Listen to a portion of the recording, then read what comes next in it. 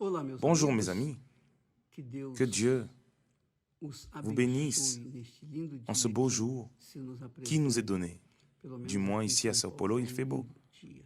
Mas onde Où quer que que vous você soyez, esteja, tem j'ai la certeza que certitude que le o beau lindo jour prévaut, dia prevalece, porque o sol car le ele soleil não se esquece de n'oublie nascer. pas de se lever. Todo dia ele está Il est là tous les com jours, chuva, lorsqu'il com pleut, temperatura lors des baixa, basses com temperatura températures, alta, o à sol haute está sempre, température. Le soleil aparecendo apparaît toujours, para, especialmente spécialement aqueles pour ceux que confiam qui confient no Deus dans le Dieu que qui a criou os créé les céus e cieux a terra, et la pelo meio terre do sol.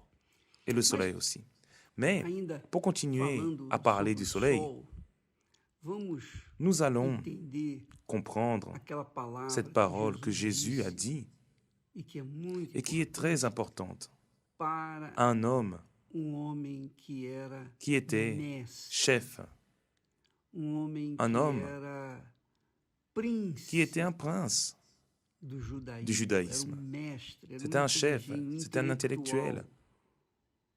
Nós estamos falando Nous sommes en train de parler de Nicodème. Nicodème, apesar de ser même s'il était un religieux, sabe aqueles vous savez, ces religiosos, religieux, des personnes pessoas qui sont são pragmatiques, pragmáticas, radicales. Nicodemos era Nicodème religioso était un assim. religieux ainsi. Sauf Sauf que le pauvre, por conta de não ter parce qu'il n'était pas né de Dieu, de Deus, Nicodème était complètement ignorant a respeito en ce qui das concerne coisas les choses espirituais. spirituelles. Il connaissait beaucoup la lettre. Il avait la connaissance des lois, des commandements, des fêtes juives. Il était un chef, un docteur. C'était un souverain, une autorité dans la religion juive. Et lorsqu'il est parti à la rencontre de Jésus, il y allait la nuit. Certainement, je crois qu'il a été la nuit, car il ne voulait pas s'exposer. Juste le fait qu'il y aille la nuit, il avait déjà peur de ses collègues juifs, des religieux. Alors, il est parti voir Jésus la nuit et il lui a tout de suite dit, « Rabbi, nous savons que tu es un docteur venu de Dieu, car personne ne peut faire ces miracles que tu fais si Dieu n'est pas avec lui. » Alors il a commencé à faire des éloges à Jésus à sa manière. Mais Jésus a tout de suite été droit au but. Jésus lui a dit, regarde, Nicodème, en vérité, je te le dis, si un homme ne naît de nouveau, il ne peut voir le royaume de Dieu. Il ne peut voir le royaume de Dieu. Il ne peut pas avoir une vision du royaume de Dieu. Car c'est là que se trouve la différence entre les personnes religieuses et la personne qui est née de Dieu. La personne religieuse suit des règles, des doctrines, les commandements des hommes. Elle est très rigoureuse pour suivre tout ce qu'ils ordonnent. Mais elle n'a pas été née de Dieu. Autrement dit, elle n'est pas née du Saint-Esprit. Elle n'a pas eu une rencontre personnelle avec celui en qui elle dit croire. Et c'est là que se trouve la différence. Parce que, par exemple, seulement à titre d'exemple, je peux vous parler au sujet de Jésus, car je le connais. Je ne le connais pas à cause de mes mérites, pas du tout. Je ne le connais pas parce que je suis religieux non plus. Je le connais parce qu'au moment du désespoir, de l'affliction, de l'angoisse, je l'ai invoqué et il est venu à moi. Et il s'est révélé dans la personne du Saint-Esprit. Alors lorsque le Saint-Esprit descend sur nous, et aujourd'hui c'est le premier jour du jeûne de Daniel, lorsque le Saint-Esprit descend sur nous, il nous donne l'entendement concernant la parole de Dieu.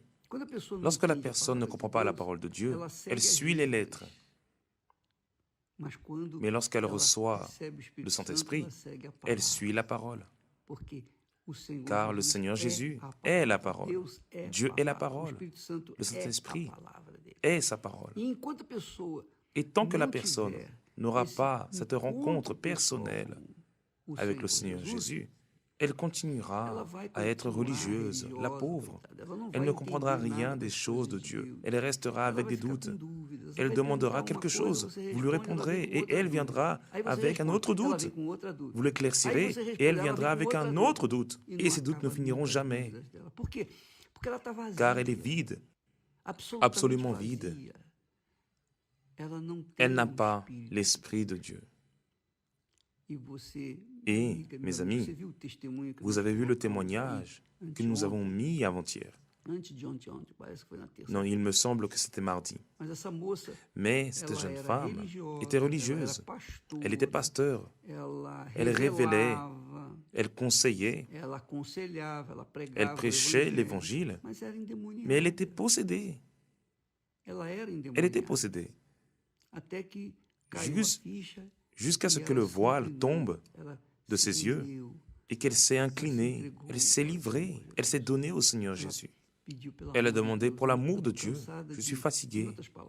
En d'autres termes, je suis fatiguée de croire en quelqu'un que je ne connais pas. Car c'est cela que le religieux fait. Il croit en quelqu'un qu'il ne connaît pas. Et Jésus a alors dit à Nicodème, qui était chef, un docteur de la religion. Regarde Nicodème.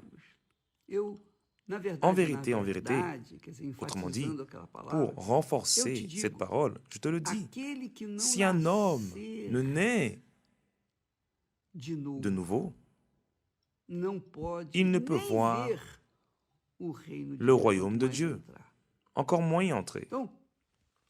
Alors, durant ce jeûne que nous commençons aujourd'hui, nous allons parler tous les jours un peu au sujet du Saint-Esprit pour que vous puissiez avoir une idée. Je ne peux pas révéler le Saint-Esprit à qui que ce soit. Chacun doit le chercher par soi-même. Chacun doit se rendre à la source seul. Chacun doit avoir sa soif, son désir, sa volonté, le vouloir d'avoir sa rencontre avec Jésus. Et cela est indispensable, car s'il n'y a pas cette soif, la faim de connaître Dieu, la personne va rester religieuse, elle va demeurer religieuse. Et le pire de tout, c'est que le religieux croit même au Père Noël. Je le dis ainsi de manière assez brute, pour que la personne puisse me comprendre. Parce que les paroles de Dieu, par exemple, ce que je suis en train de dire ici, ce que Jésus a dit, si un homme ne naît de nouveau, il ne peut voir le royaume de Dieu. Voir, alors, encore moins y entrer. Et la personne qui lit la Bible, lit, et ne comprend rien, absolument rien. C'est parce qu'elle n'est pas née de nouveau. Mais si elle a soif, si elle désire, si elle aspire, si elle priorise le fait de recevoir le Saint-Esprit, par exemple, dans ce cas du jeûne de Daniel, la personne plonge dans les pensées de Dieu. Et elle ne veut pas savoir ce qui se passe, ce qui va se passer. Elle ne veut pas entendre parler d'informations, elle ne veut rien savoir du sport, elle ne veut rien savoir du tout. Elle ne veut pas que sa pensée, que son esprit s'occupe, ne serait-ce qu'une seconde, des choses de ce monde. Alors ces personnes montrent réellement qu'elles ont soif et elles seront certainement, c'est certain, baptisées du Saint-Esprit. Et bien sûr, elles naîtront de nouveau. Car tant qu'elles ne reçoivent pas le Saint-Esprit, les personnes ne connaissent pas Dieu. Car seul le Saint-Esprit peut nous révéler Jésus. Lui seul peut nous faire le connaître tel qu'il est. Personne n'en a la capacité. Il peut être le meilleur prédicateur, le plus grand prédicateur de la face de la terre. Mais s'il n'a pas l'Esprit du Seigneur Jésus-Christ, Il ne connaît pas Dieu. Et que va-t-il dire? Il va rester en train de dire des paroles. Il va lancer de la connaissance, rien d'autre. Mais lui-même ne le connaît pas. Mais lorsque le Saint-Esprit vient, qui est envoyé par le Seigneur Jésus, c'est le Seigneur Jésus qui baptise du Saint-Esprit. Le Père l'envoie. Jésus a dit, « Et moi je prierai le Père, et il vous donnera un autre consolateur. » Alors, c'est le Père qui envoie l'autre consolateur. Et le Seigneur Jésus est celui qui baptise du Saint-Esprit. Là oui, lorsque vous recevez le Saint-Esprit, vous devenez connaisseur du Dieu en qui vous avez cru toute votre vie. Ce qui est le cas de Nicodème, un religieux né, pur, sincère. Il était sincère. Mais le pauvre, il n'était pas né de nouveau. Il continuait à avoir sa pensée bloquée quant à la lumière de Dieu.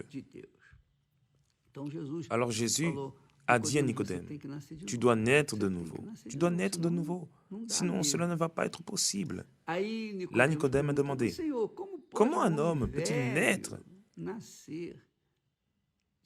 quand il est vieux ?» Alors, voyez seulement, il était si religieux, qu'il n'a pas compris cette métaphore, il n'a pas compris cette idée. Car il est évident que Jésus n'était pas en train de parler du fait qu'il retourne dans le ventre de sa mère. C'est impossible, impossible. De la même manière qu'il est impossible pour une personne religieuse de comprendre la signification de la Sainte Seine, la coupe de délivrance, que nous aurons d'ailleurs ce dimanche dans tous les centres d'accueil universels. Nous participerons à la Sainte Seine avec conscience, sachant ce que nous allons faire. Ce n'est pas participer à un bout de pain et à un peu de jus de raisin. Alors, Nicodème a dit à Jésus, « Comment un homme peut-il naître quand il est vieux ?» Jésus répondit, « En vérité, 2 fois il le dit, en vérité, je te le dis, si un homme ne naît d'eau et d'esprit, il ne peut entrer dans le royaume de Dieu. » Alors, naître d'eau, nous comprenons que c'est le baptême d'eau. Naître de l'Esprit, c'est lorsque le Saint-Esprit vient. Mais une chose ne dépend pas de l'autre. Chaque chose a sa place. Alors Jésus est né du Saint-Esprit, n'est-ce pas? Qui l'a engendré? C'est le Saint-Esprit. Et lors du baptême d'eau, l'inhabituel s'est produit. Il a été baptisé d'eau par Jean-Baptiste, mais par le Saint-Esprit, c'est le Père lui-même. Et c'est le Seigneur de la gloire lui-même, le Seigneur Jésus, qui baptise du Saint-Esprit. Évêque, je veux recevoir le Saint-Esprit. Je sais que vous le voulez. Mais pourquoi ne l'ai-je pas encore reçu? Pourquoi? Vous savez pourquoi, mes amis? Vous êtes accrochés à quelque chose. Cela peut être votre mère, votre père, vos enfants, votre maison, votre réputation, votre orgueil. Peut-être que vous êtes emprisonné, attaché à quelque chose de ce monde. Peut-être que vous ne vous êtes pas rendu compte que vous êtes votre propre Seigneur, votre propre Dieu. Vous aimez vous-même. Vous devez vous aimer, bien sûr. Mais vous ne pouvez pas vous adorer. Vous ne pouvez mettre rien ni personne à la première place dans votre vie. Vous devez la remettre, car votre vie est la seule chose que Dieu n'a pas en ce qui concerne votre vie. Dieu a tout ce que vous avez, tout ce que vous avez, tout ce que nous possédons, qui est à nous, nos habits, nos chaussures, tout. Ce que nous utilisons va rester ici, c'est déjà Dieu. Mais notre âme, non. La seule chose qui n'est pas Dieu dans ce monde, c'est l'âme de l'être humain. Alors l'être humain doit remettre cette âme au Seigneur Jésus et se remettre. C'est ce défi dont nous parlons. dont nous sommes en train de parler. Lorsque vous arrivez à l'autel avec votre tout ce que vous avez été, tout ce que vous étiez, tout ce que vous prétendiez être, avoir, etc., vous déposez tout sur l'autel. Voici ma vie, sur l'autel. La voici. Fais ce que tu veux, Seigneur. Mais elle t'est remise. Là, oui, vous avez donné ce qui vous appartenait exclusivement. Vous avez donné votre vie à ce moment-là. Oui, lorsque vous vous donnez à 100%, alors Dieu aussi vous donne le Saint-Esprit à 100%. Avez-vous compris? Demain, nous parlerons plus à ce sujet. Que Dieu vous bénisse au nom du Seigneur Jésus. Amen.